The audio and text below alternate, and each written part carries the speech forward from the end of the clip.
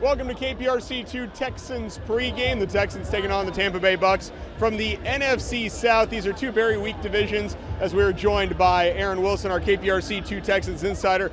Both teams at 3-4. The Texans keep getting on the cusp of a winning record and then just not able to do it. A loss at Atlanta, a loss at Carolina. Two teams that maybe aren't as good as these Tampa Bay Buccaneers. Aaron, what kind of challenges does this team present? It's very difficult. It starts right in the trenches. Their nose tackle, 6'4", 347-pound Vita Vea against the fourth center of the year for the Texans, Michael Dieter. It's going to be a very tough challenge. He leads them with 3.5 sacks. He's even athletic enough to drop back into pass coverage. They blitz from everywhere. They're a very low-scoring defense. And Todd Bowles, their head coach, who doubles as the defensive play caller, creative guy, seen it all.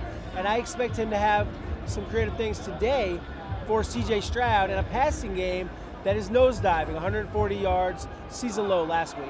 On the other side, quarterback Baker Mayfield, a little bit of a renaissance. Not a huge renaissance, a bit of a renaissance, but he has weapons. He has Chris Godwin to throw to, and of course, the Galveston Ball High School, the local native, Mike Evans, walked into the stadium today wearing a Houston Astros jersey, wearing his custom-made chain by Houston jeweler Zoe Frost.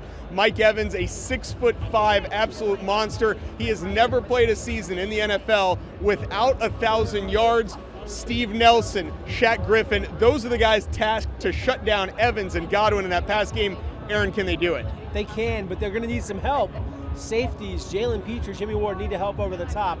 And these are situations where sometimes with Mike Evans, you might need bracket coverage. Contested catches, that is his game. Huge catch radius, as you said, so big. He's always open, and he can jump as high as anyone.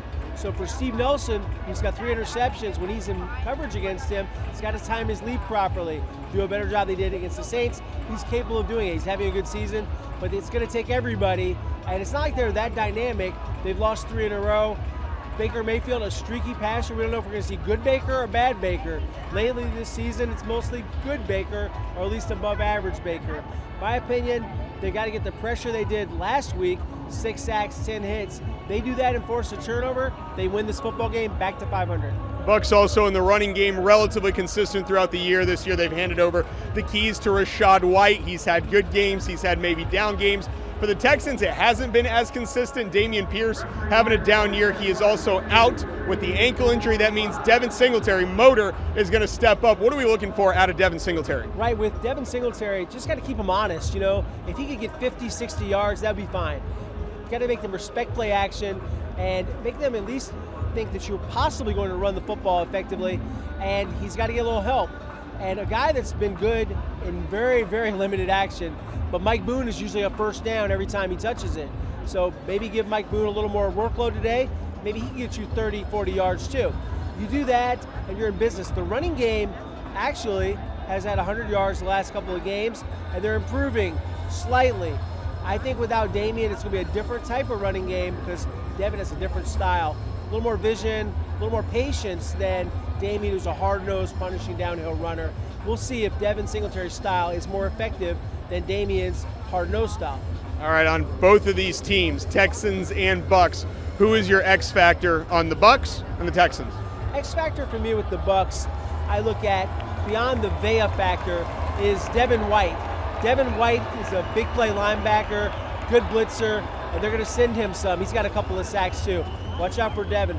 Other side of the ball for the Texans, I think the X factor is whether Jonathan Grenard, who we profiled at KPRC2, www.click2houston.com, if he can be effective against Tristan Wirfs, this game will go a long way toward how will he be in free agency if he can get a lot of penetration against a very good pass protecting tackle in Tristan Wirfs. I'm going to go with the pass game. My X factor on the Texans is Jimmy Ward. Can he lay the lumber? Can he hit some guys? Because you have receivers like Chris Godwin who can kill you in that pass game. You have obviously Mike Evans who can go over the top.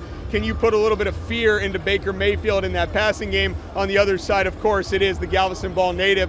If Mike Evans can get the deep ball going, it's going to be a long day for the Texans. If the Texans can hold Mike Evans in check, I think they've got a shot to get back to 4-4 and then maybe try to carve a path toward the playoffs. All right, and if they fall to 3-5, and that's a distinct possibility with the way they've been playing lately, that's a deep hole to climb out of and a lot more difficult proposition as they head into Cincinnati next week to to see Joe Burrow and the Red Hot Bengals.